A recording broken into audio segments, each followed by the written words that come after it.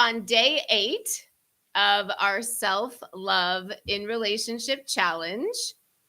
And okay, Lisa says it's sunny but cool. The snow melted, thank heavens. Oh my goodness. Yeah, that's a bit intense having snow in May. That's really late into the season.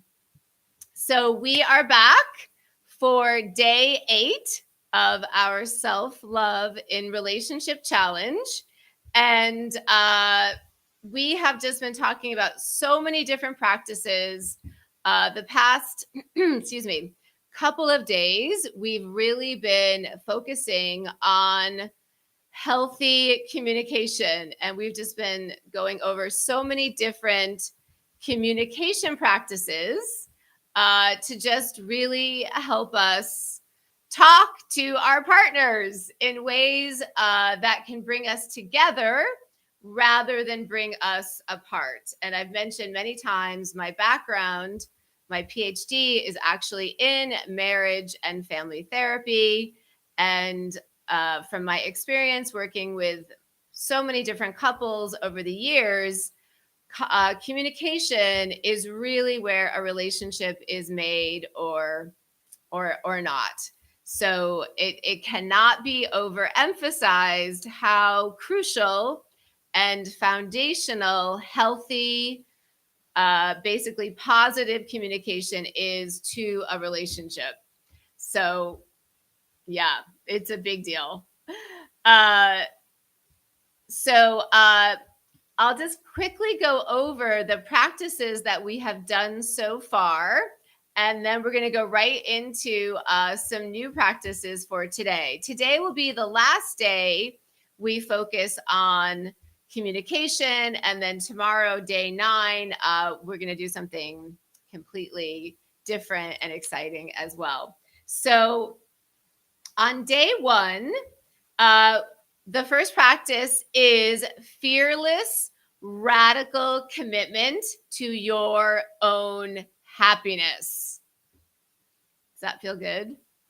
Oh, it feels good to me. I love that. Day 2, you and only you are responsible for your life and happiness.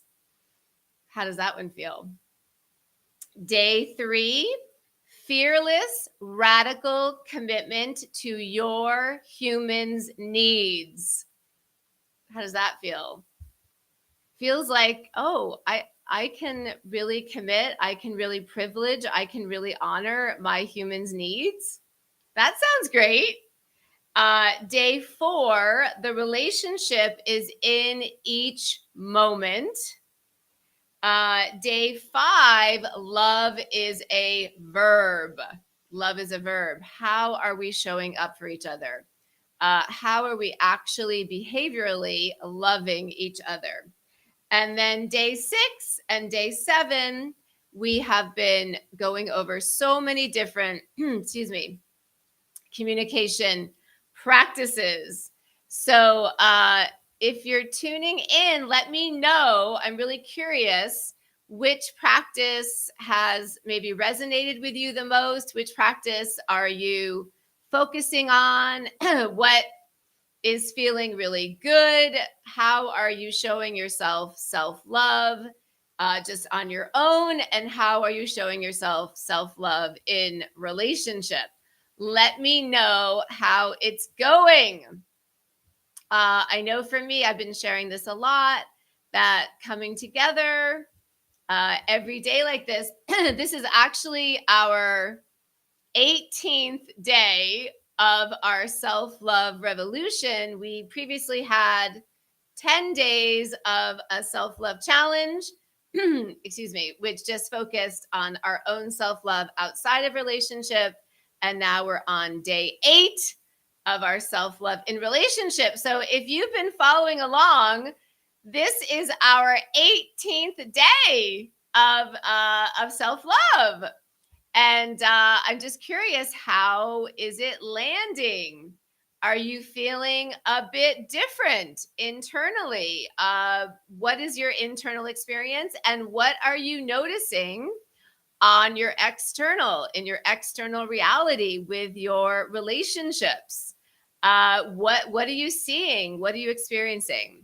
How is self-love transforming your life? I know in the beginning of these challenges, I've talked how self-love I credit with literally saving my life.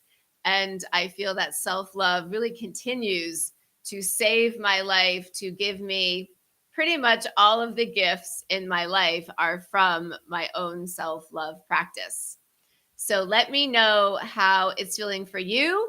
And if you're not feeling it, please let me know that too.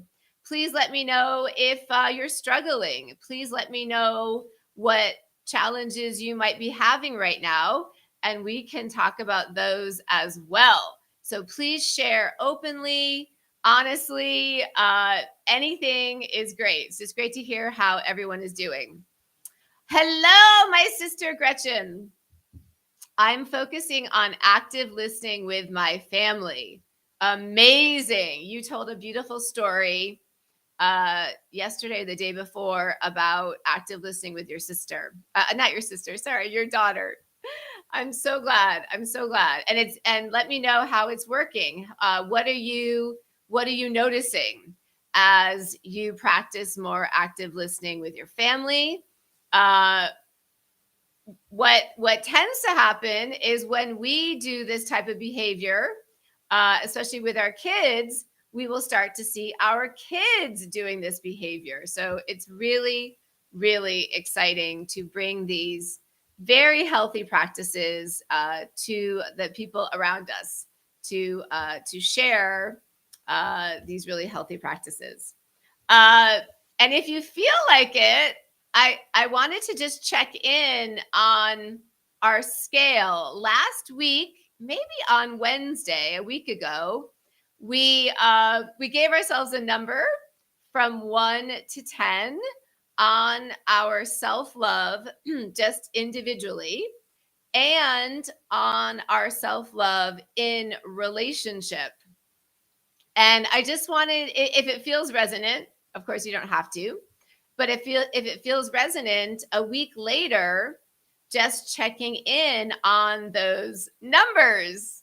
So I'll share, excuse me, that a week ago, my self-love that I gave me just individually outside of relationship, I gave myself an 8.5 out of 10. And then in a relationship, I gave myself a 5.5. And it was really interesting. I think everyone who shared their numbers, the in relationship self love number was lower. Really interesting, right? So it seems that for most of us, it is more of an expansion to hold and nurture our self-love when we are in relationship. And it makes sense. There's more going on. There's more to negotiate. There's more at stake. So I think this is really natural. Lisa, thank you so much for sharing. You're working on embodying some of the basic self-love tenets, like reducing negative self-talk and remembering to protect my inner child. How beautiful. That is beautiful. Beautiful self-love practices. I love it. Thank you so much for sharing. That's amazing. So I'm just going to think about what numbers I would give myself at this point. As I said, 8.5 and 5.5. I believe they've gone up. I'm going to write this down. 8.5, 5.5. I believe they've gone up. I believe I can give myself a 9 on the self-love just on my own.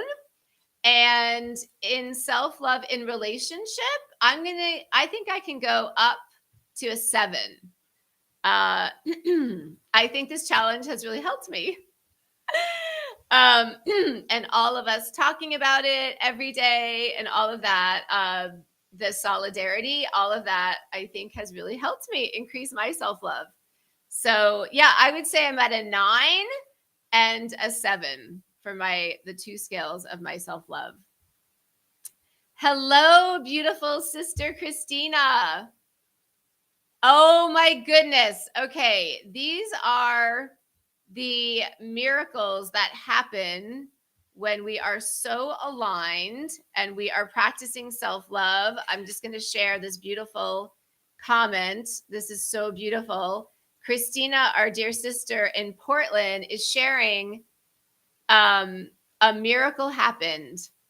I might start to tear up. A miracle happened with my relationship with 3 people without me doing anything externally.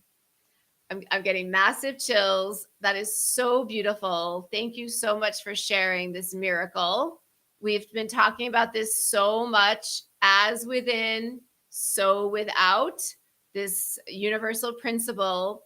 As we embody self love, more and more self love, without us having to do anything, without us necessarily having to have any conversations, we will see profound shifts on our external with our external relationships. And Christina is bringing testimony to this today. That is exactly what I've experienced as well. It's absolutely beautiful and just really proof that we what we experience in our external reality is just a mirror of what is our internal reality. We can think of it in a way that we are just projecting our internal consciousness into our external life. And what we are carrying within us, we will see reflected back to us on the external. So this is just a beautiful testimony to this universal truth. I'm so happy for you, Christina. And I know I've known you for so many years, and you're just such a beautiful light and so committed to the light. And I'm just so glad that you received this miracle. That is beautiful. Yay! And okay, great. And Gretchen says an 8 for self-love individually. And it moves around a lot. Awesome. That's a high number. Beautiful. And if your number is low, that is beautiful too. It is all perfect. If you're feeling that any of your numbers is low, that is okay. Please give yourself love around that, and please just honor wherever you are. It is all perfect. You are perfect as you are right now, no matter what your number is. The numbers just is meant to be kind of fun and to give us a little bit of context of where we are. So thank you so much for sharing all these beautiful shares. I'm so excited about, Christina, your miracle. I'm so excited to hear how people are embodying their self-love. This is just an amazing revolution that we are all integral pieces of. Everyone tuning in, it is my sense, my gut instinct that we are all coming together as a tribe of self-love ambassadors, and we are all coming together to literally transform the planet. So very, very, very exciting.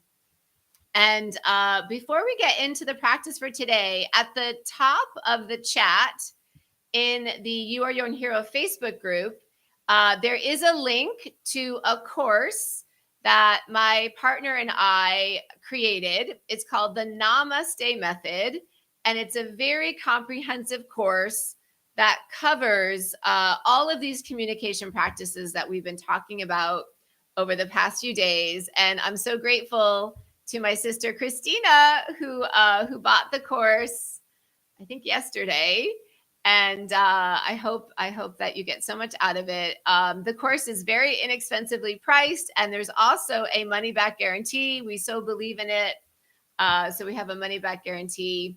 So please take a look at that. It also really supports our work.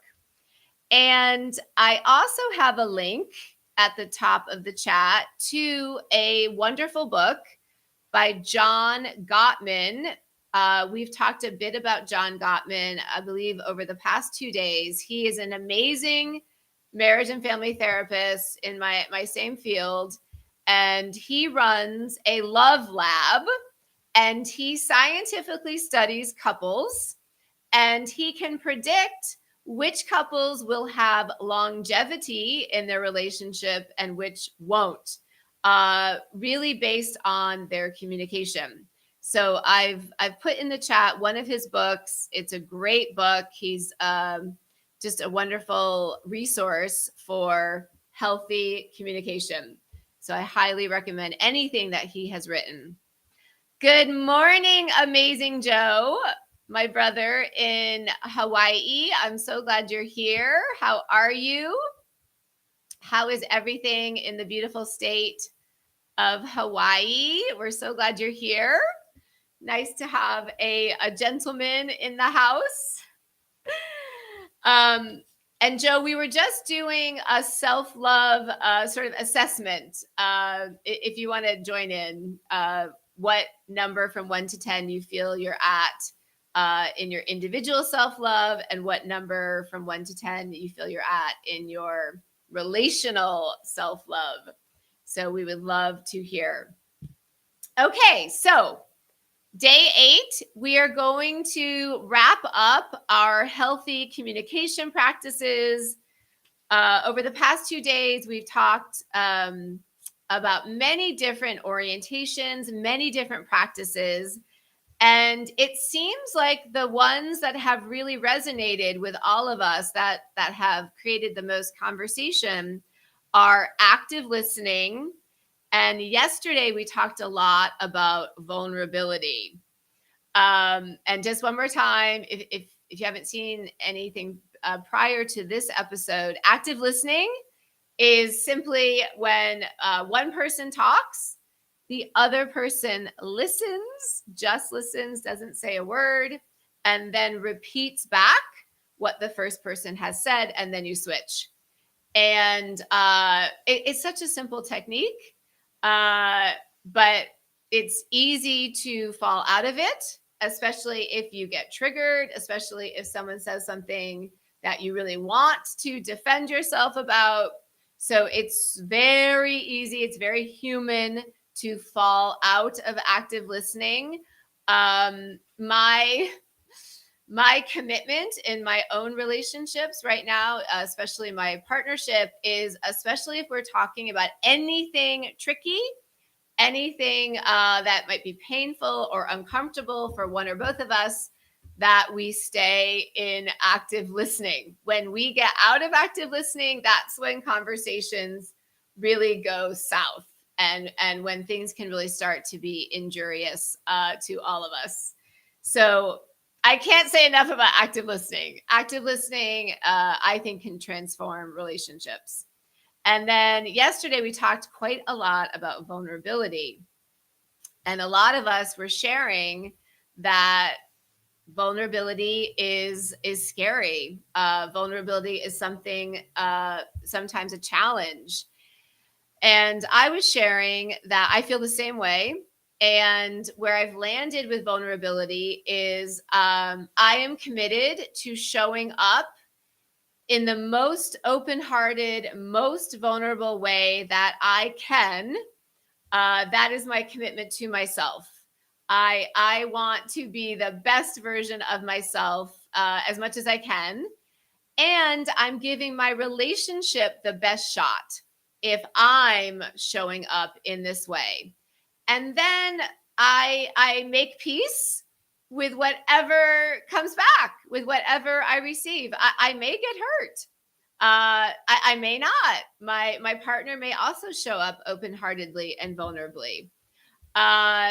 So I just make peace with whatever happens. I am not in control of the external. I'm not in control of my partner's behavior towards me.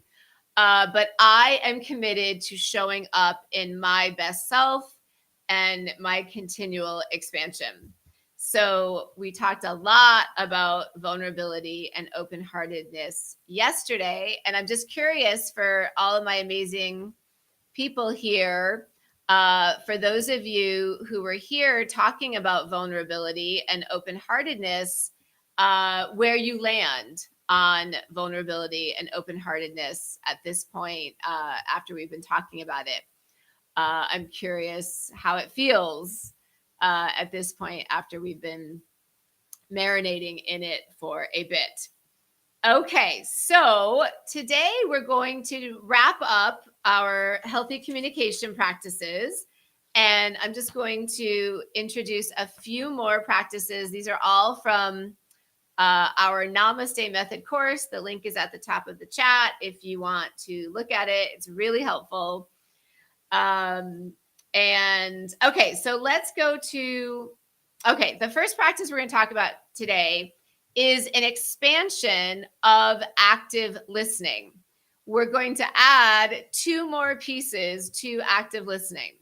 We're going to add validating and we're going to add empathizing. And if you only do active listening, it's going to help so much. If you add in these 2 extra ingredients, oh my goodness. Oh my goodness. I believe your relationship is just going to go up, up, up, skyrocket when we use these very loving tools of validation and empathy. So just to get clear, what does validate mean? So to me, validate means we give value to what someone has shared with us, what our partner has shared with us. We are recognizing what they have shared. We are acknowledging what they have shared. We are expressing acceptance about what they have shared. So an example sentence could be, I recognize that this was your experience and I acknowledge how difficult it was for you. And please tell me more. Is there anything else that you would like to share about this experience? So in this way, again, we are giving value to what they have shared. We are honoring what they have shared. We are recognizing and acknowledging what they have shared. So this is validation. This is extremely loving, very, very loving. How would it feel for your partner to say something like that to you? I recognize that this is how you felt. I acknowledge that this was very difficult for you. Is there anything else you would like to share?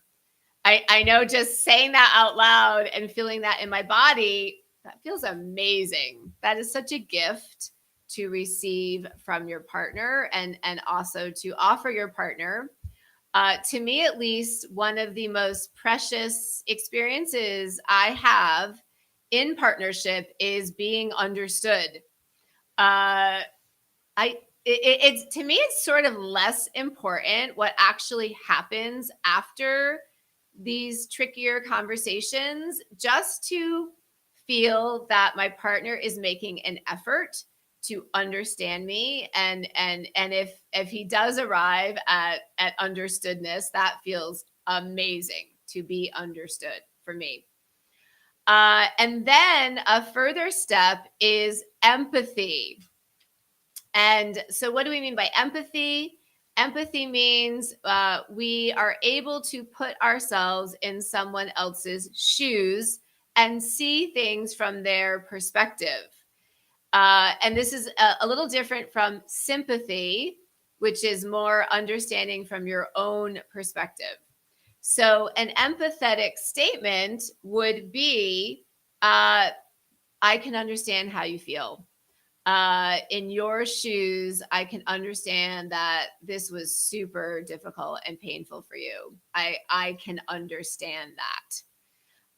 So these 2 tools, validation and empathy, when we add those into our active listening practice, can really promote just so much intimacy. I just was talking about feeling understood, and for me at least, I feel intimate. I feel close to someone when I feel understood. And especially if I also feel validated and empathized with, oh my goodness. I'm on cloud nine. I feel it feels very intimate. It feels very warm and fuzzy. It's amazing. Active listening, validation, and empathy. So let me know what your experience is with validation and empathy. Are you receiving active listening, validation, and empathy from your partner? Are you able to give active listening, empathy, validation, and empathy to your partner? How is that working? And I would say in my partnership, we're still working on these things, on all of them. We're getting better and better, but it is a work in progress. And so I'm curious how your partnership, your relationships are going with active listening, validation, and empathy. Okay. Some more practices here from the Namaste method. We've basically already talked about this, but I want to just say it one more time. We are being invited in relationship to, at times, hold space for our partner when our partner needs to talk about something, or when our partner is going through something. And ideally, this is mutual. And for me, at least, this is under the category of love is a verb. Is your partner able to hold space for you? And this could just mean active listening, basically.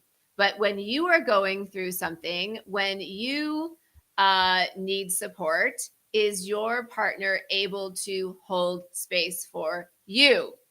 I know many of us, as amazing light workers on this planet, we're usually quite skilled at holding space for others, and it's easy to really be the one giving all of that space, giving all of that love to others. But as we were talking about self-love in relationship, we want to strike a balance that we also someone else is also able to hold space for us, that there is mutuality, reciprocity there. Okay. Another practice here is to strive to always maintain a bridge between you and your partner. So, even with the best of intentions, even with the best tool bag of communication practices, sometimes things go really south in the relationship. Sometimes things come up and people are triggered, people are in pain, people are in old stories. We're all working through all of these right now. And sometimes the relationship can feel tricky. And the practice here is see if you can always maintain a bridge. And the idea here is your bridge is above all of the possible conflicts or problems or challenges that may be coming up. Your bridge is here. It is stable. This is you as a team. And anything you're dealing with is underneath the bridge. You and your partner are a team, and everything you're dealing with is basically outside of the bridge. So this is a beautiful practice that really establishes a lot of security and safety in a partnership, in a relationship. So an example of this, of maintaining this bridge, is if you're having a really difficult conversation and it is not going well, and one or both of you is not practicing active listening, and you can just tell, okay, this is not going to work. This is not going well. And you feel you need to leave the conversation because of this. Leave the conversation with love, with the bridge, graciously and with love, if you can. So something like, this conversation maybe isn't going so well. Let's come back and talk about this when we have more peace between us. And I love you very much. I'm committed to us. And let's talk later. So rather than maybe hanging up the phone or leaving in an angry way or leaving with an insult, uh, all of those uh, all of those injure the bridge. All of those are stress on the bridge. We want to take the higher perspective that this is my partner, we are committed, we're working through something, all is well, and let's just keep our bridge, and we'll see what we can do about these other issues. So maintaining a bridge is very, very nurturing to the relationship, and can leave us with a feeling of, okay, even though there's some conflict, even though there's some tension, we're still together and we're working through as a team. This idea of being teammates and the larger perspective that we've been talking about all throughout this challenge, that relationships are really a dojo. They're really a vessel for our own growth, and really to hold that gratitude towards your partner when conflicts come up, when catalysts come up. It's always to help us. For the human experience, it's not easy and it doesn't really feel so great. And we may not want the situation at all. But everything that's coming in is designed to help us, is designed to show us our shadow, is designed to promote our ascension path. And our partners are providing all of this for us as we are for them. So taking that larger perspective is really helpful, and to see if you can maintain gratitude about the relationship and about your partner, even when things are really challenging and possibly painful, and maybe not going the way you would like them to go. Excuse me. A few more points here. I want to talk about repair and debriefing. So these are really helpful practices, particularly as something very difficult has happened in your relationship. It could be a situation that was really difficult, or it could be a conversation that felt hurtful. It's a beautiful practice that once the dust has settled, to come together when everyone is calm and grounded, and ask each other, can we debrief about what happened? And again, I think active listening is really great to debrief with active listening. And then at the end of the debriefing, when everyone feels complete about sharing their experience, to ask each other about repair.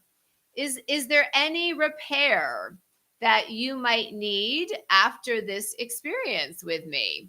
How can I help going forward? What do you need? These are just beautiful, loving, very nurturing orientations for each partner to take after something difficult has happened. And we've been talking about this a lot, that everything we're talking about is about investment. It's about investing in your relationship. It's about taking some time to do these practices, including a repair debriefing practice, in order to nurture and take care of the relationship. And of course, whatever we invest in reaps rewards for us. So it just always helps to invest in the relationship. So let me know how this is landing for you all, these practices that we've been doing here today. And okay, a couple more. Okay, another practice is the difference between needs and preferences, or needs and desires could be another way to say it. So, all of us usually have some basic needs, some foundational baselines for our relationships. I know for me, I need to be able to be truthful in a relationship. I need a certain level of reciprocity in a relationship. I need a certain level of my partner showing up for me in specific ways. So those are needs I have. If those needs are not able to be met, it may be hard for me to stay in that relationship over the long term. Now, we also have preferences or desires in a relationship. And so it's really great to, at some point in your relationship, usually this is great to do in the beginning, is to talk about each other's needs. Hey, what are your base needs in a relationship? And to share them and to see how that lands for your partner. Uh, do you think it's possible? Do you think you can meet these needs? Can I meet your needs? So again, love is a verb. Can our partner meet our basic needs? So it's great just to get it out on the table. To me, it reminds me of having a conversation about money.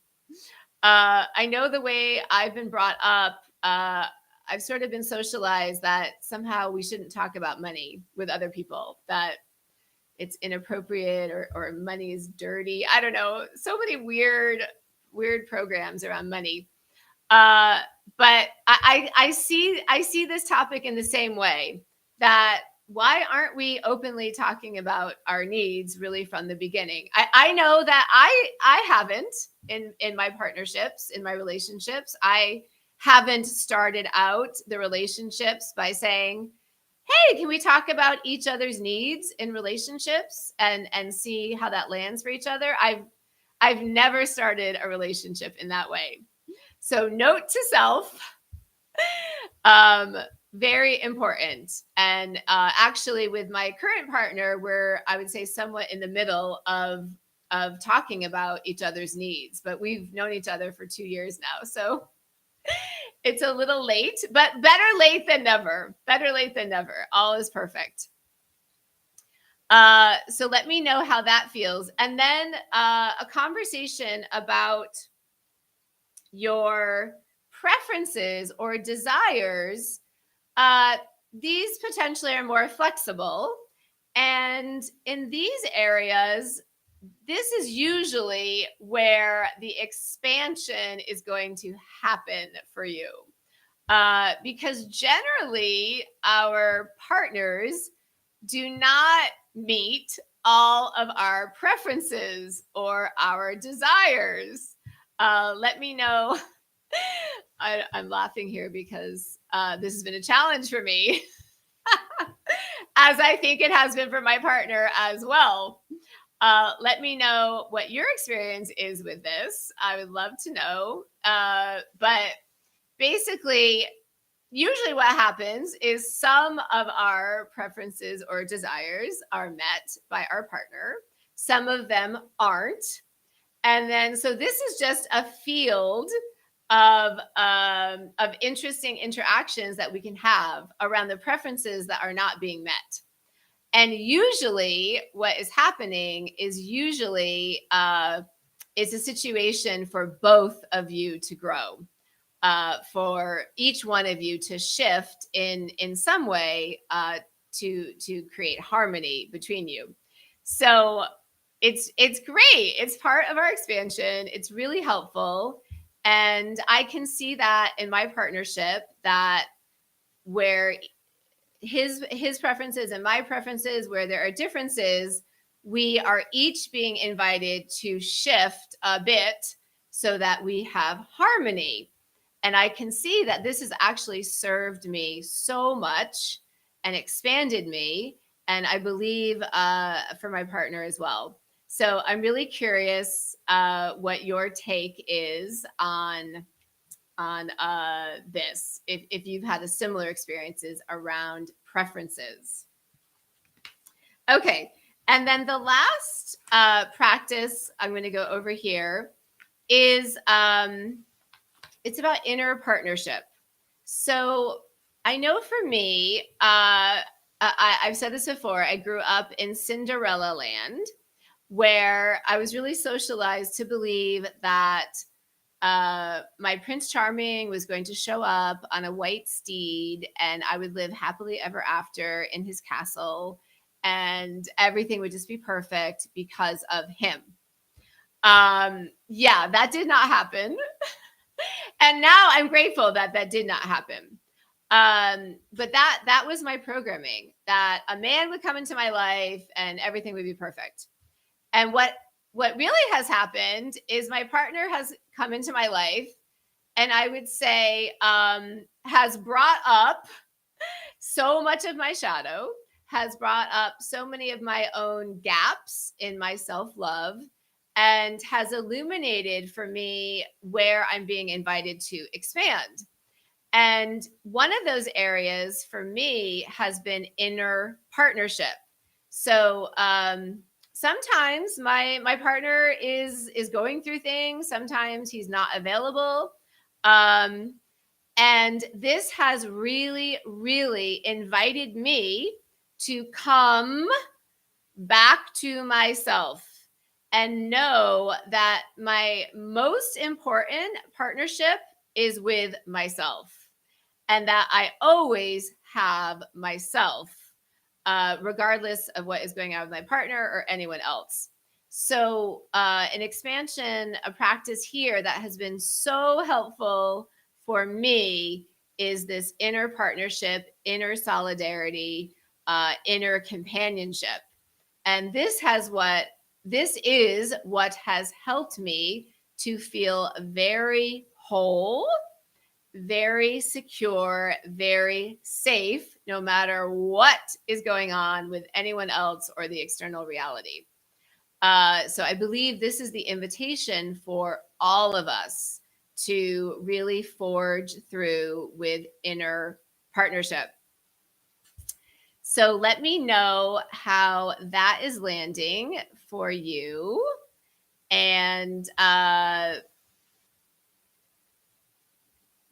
let me know which practice maybe is one of your favorites, which practice is really resonating with you. And I would just love to know.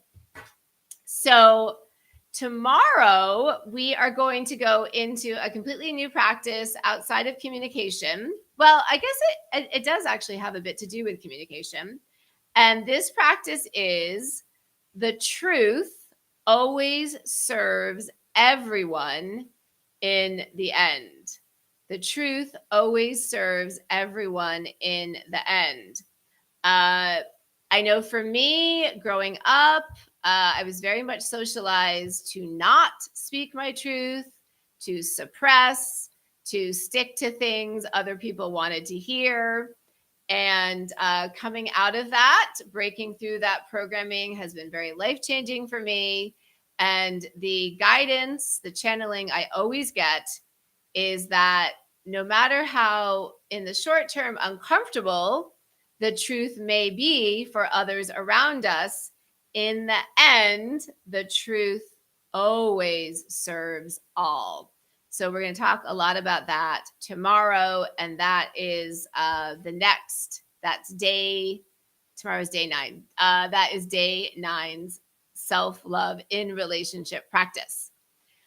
So thank you all so much. You are all amazing. It has been such a joy to be with you every day. And I'm so grateful for all of you. And we will be here tomorrow, same time, same place, for day 9 of our self-love in relationship. So much love to everybody. Thank you so much.